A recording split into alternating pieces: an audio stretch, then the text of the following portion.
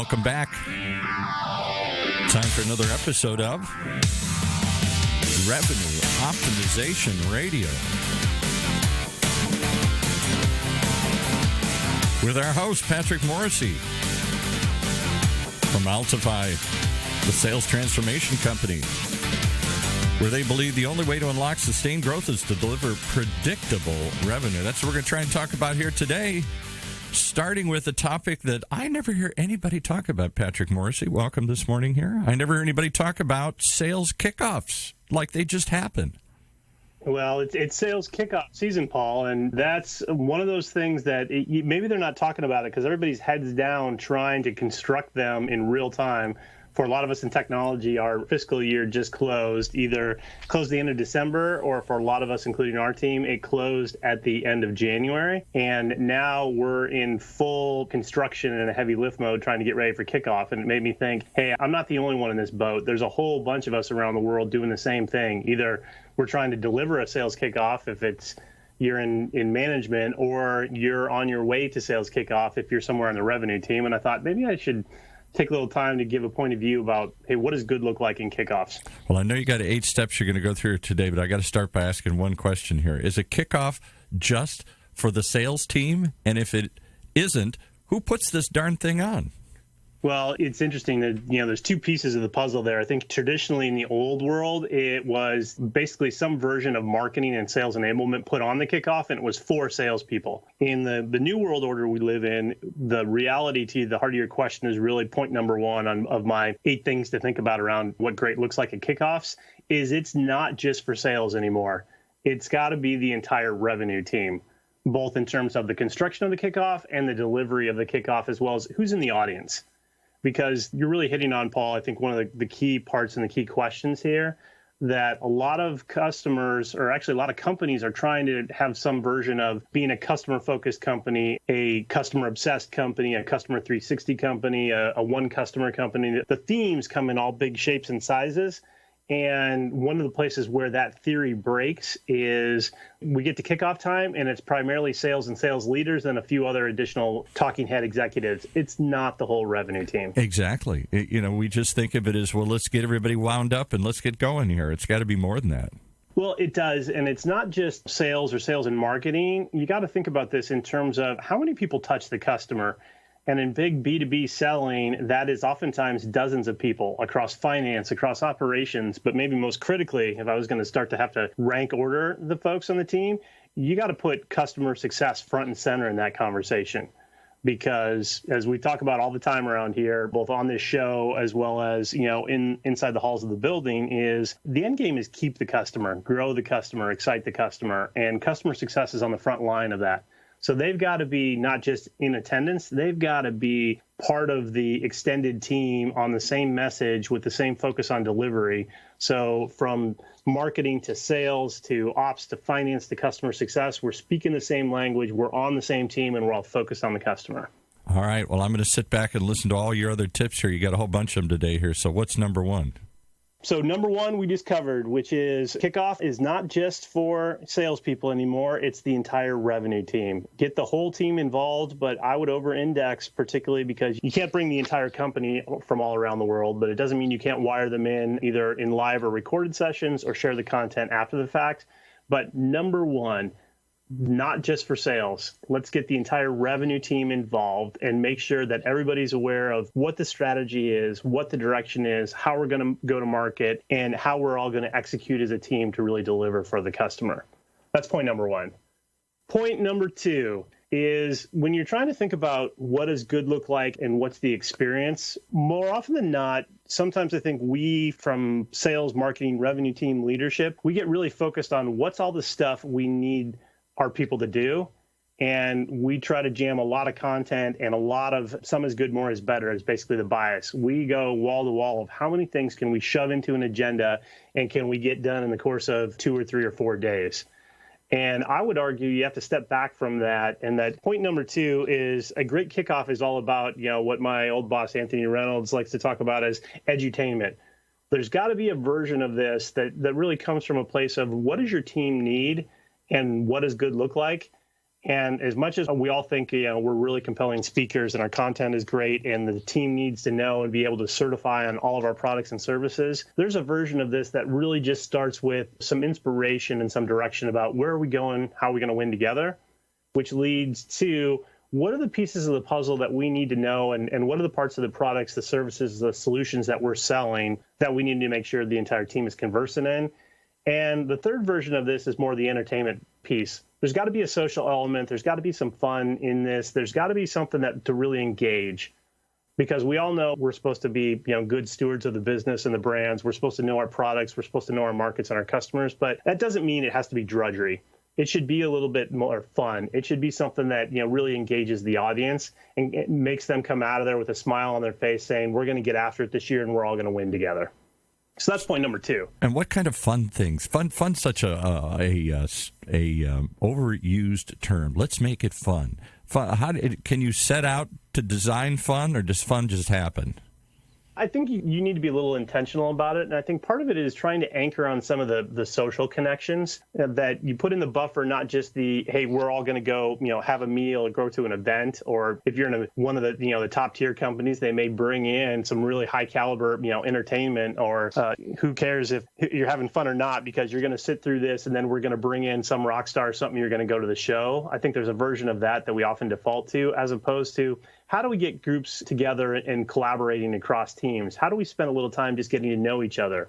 How do we think about maybe potentially inserting a volunteer or a give back element, something to engage my personal interest and the team's personal interest, not just the company's corporate interests? And how do you do it in a place, or how do you develop an experience that is a place that you want to be? All those things kind of add to a sense of fun or a sense of entertainment that is really the social interaction that builds the connectivity and the community that you want, that is part of carrying this thing forward. So I'm just going to ask one last question here, because I have to follow up. I've been to too many of those where they hire the rock star. It's at the House of Blues. It's loud. It's big. It's impressive. But I don't feel any team building. I can't even talk to you. It's so loud there. And so we stand around, we say, isn't this fun? And then we all filter out one by one here. We're appreciative of the money they spent, but it doesn't seem to make any sort of excitement or team building. Any ideas, any examples you can think of something that was more creative than that? Well, you can start from even doing little things like having not just the big, rock star event and really loud, but making it more of a low calorie, cocktail or a welcome reception. You can do little things like making sure that people don't just sit with their teams every time, that they're spreading out and they're, talking to other people. Or, even a cheat code type thing, like have not just, your badge with your name and your title or your region or wherever you align to, but, something personal about you. It's like some of the hotel chains do that have a little bit of a fun factor, or something else that at least starts a conversation, right? This doesn't have to be hard work or a lot of money or a lot of calories. It just needs a little bit of thoughtfulness on the people side, I think. Okay, what's next? So number 3, it's about the customer, stupid. I'm always astonished by when I look at sales kickoff agendas, and I've actually been in a couple times already this year where I've been a guest presenter at somebody else's kickoff. And what I look for when I look at the agenda right away is how many customers are speaking? Where is the customer voice in the agenda?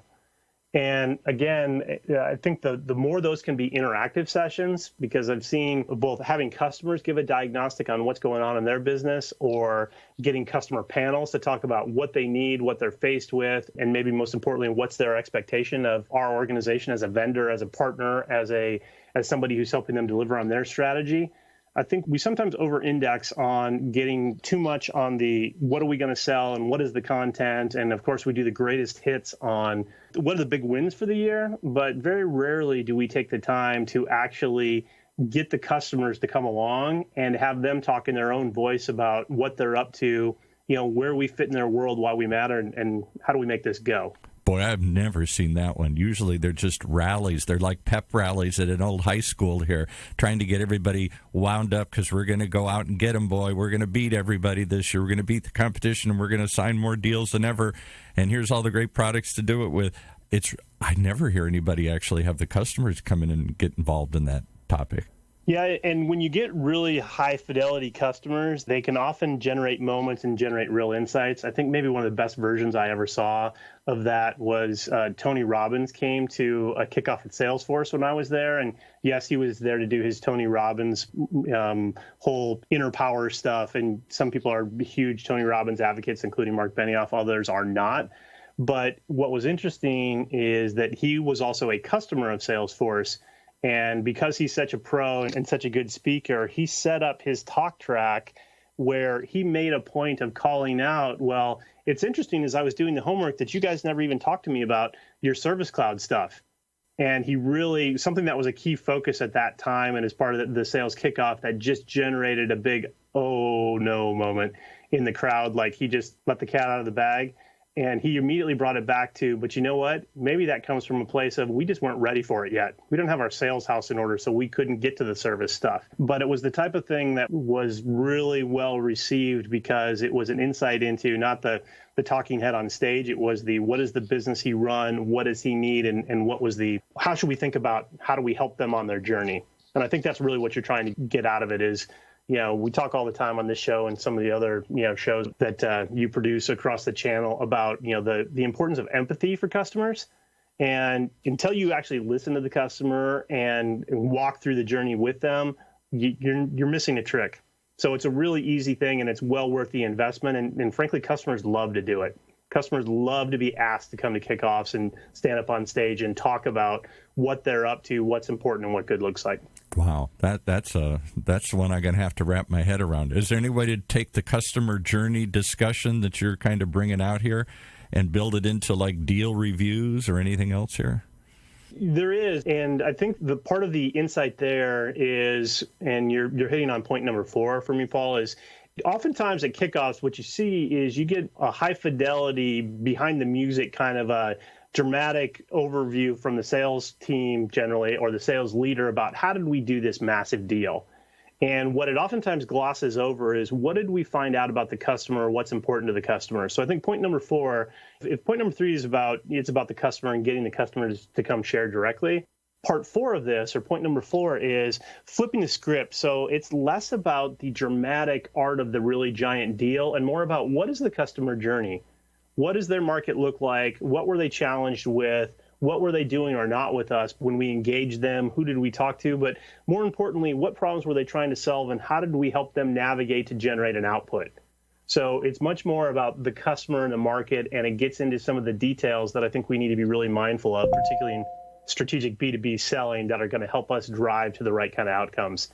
Not to say there's clearly it's always inspirational when you get the top reps up there with their big checks and having done a mammoth deal. But I think the real learning and the real opportunity shows up when you can think about this in terms of orchestrating customer journey and making sure everybody in the office really understands the journey, understands how we got from A to Z, and also really emphasizes the role of all the different people involved. Okay, well, we're halfway through your discussion, so let's take a break here and play a little commercial for everybody here, pay some bills, and come back and wrap it up with your last few points here. Perfect. We live in a subscription economy. You're only as successful as your customers, and that requires a mindset shift from what's our strategy for the customer to what's our customer's strategy and how can we help. Focusing on your customers' needs and providing value in every interaction is critical to building long-term relationships and sustained sales success.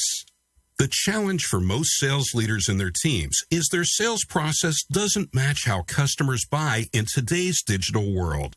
Sustained growth and sales execution are impossible because the revenue team isn't aligned with consistent process and methodology to understand their customers' people and their problems.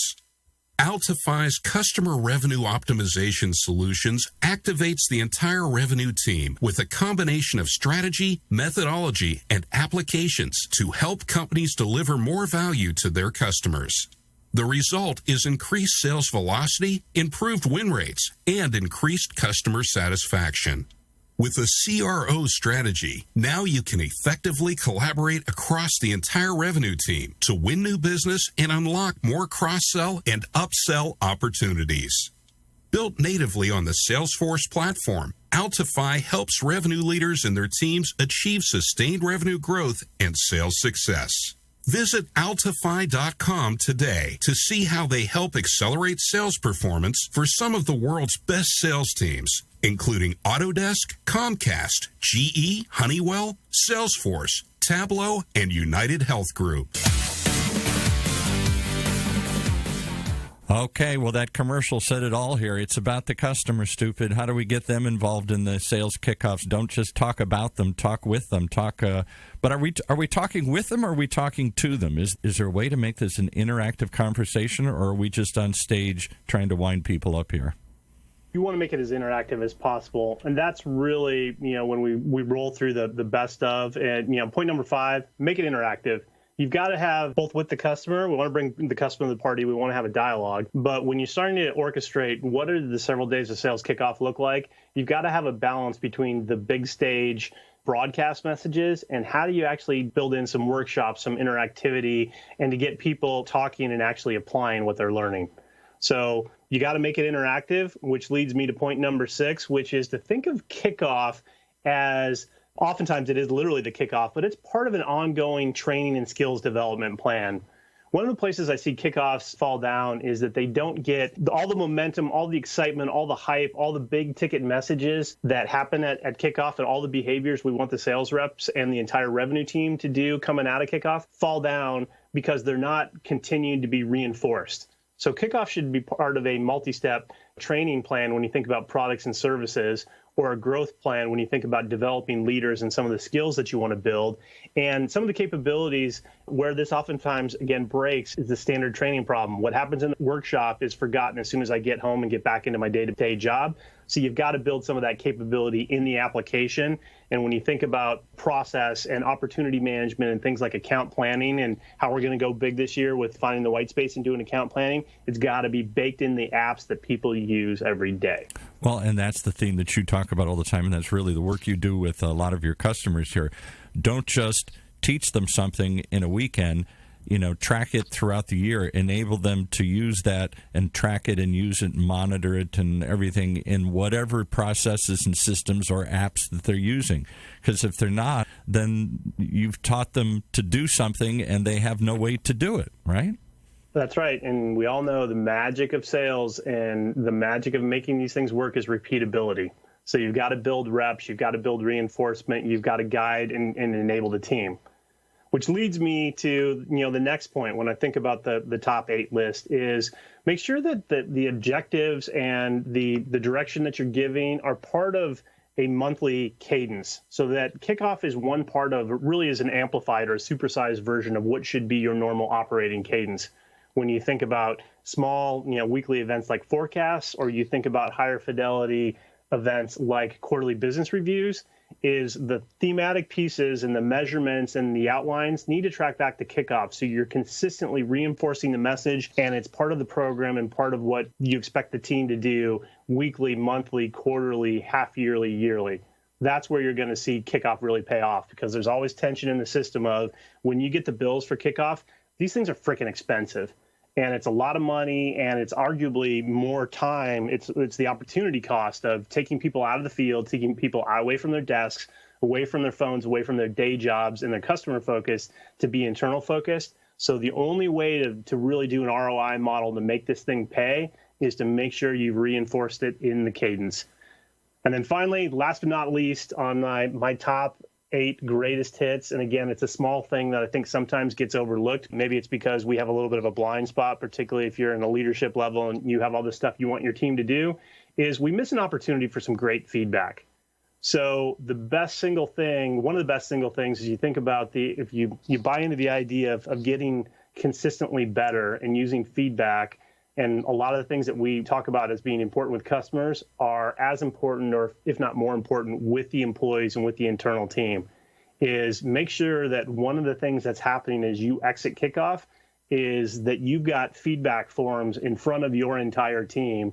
You send out the survey and invite the scoring and invite the ad hoc comments to really drill in and figure out what sticks and what didn't. What did they like? What resonated? What do they want more of? What do they want less of? And that feeds right back into the plan, and it feeds right back into how do you scale this thing going forward, and how do you make sure you maximize the money? Well, here's some feedback. Somebody actually was tweeted in here this morning and said, how long does it take to prepare this kind of sales kickoff? Is this something you just throw together in a couple weeks? You go rent the ballroom, you get the band, you get the caterer, and let's start the party? Or is it something that is more strategic, that you have some discussions about what are we going to emphasize this year? Where do we need to improve? How are we going to show how to improve?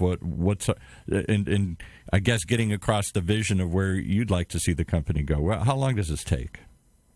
It oftentimes takes multiple months. We're in a situation like a lot of people that, hey, you just get done clearing out the year and, closing up the books on year one, you're in full reload and full sprint mode. So it never gets as much attention as it deserves, but it's the type of thing that if it's part of your operational cadence and it's part of where that's the normal rhythm of the business, then you can start to plan cycles into Q4 to make sure that you've carved out enough time and enough runway to apply the right kind of thinking and apply the right kind of fit and finish. Is really one of the things that I also think is important. It's maybe assumptive. I didn't put that in this short list, but I'm often unpleasantly surprised that sometimes internal meetings, people take the shortcuts. You don't get the same kind of high caliber production quality or fit and finish that customer facing things that do because it didn't get enough time, it didn't get enough focus, enough budget, or it's just for the internal team. So they'll get the message. Exactly.